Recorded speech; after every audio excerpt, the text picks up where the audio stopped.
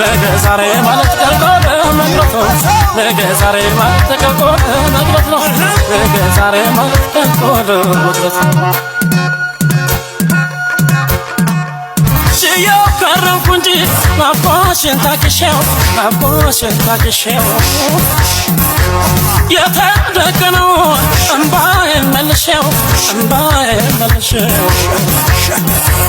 ተለይቼሽ ብኖር ባይለቸው ጎኔ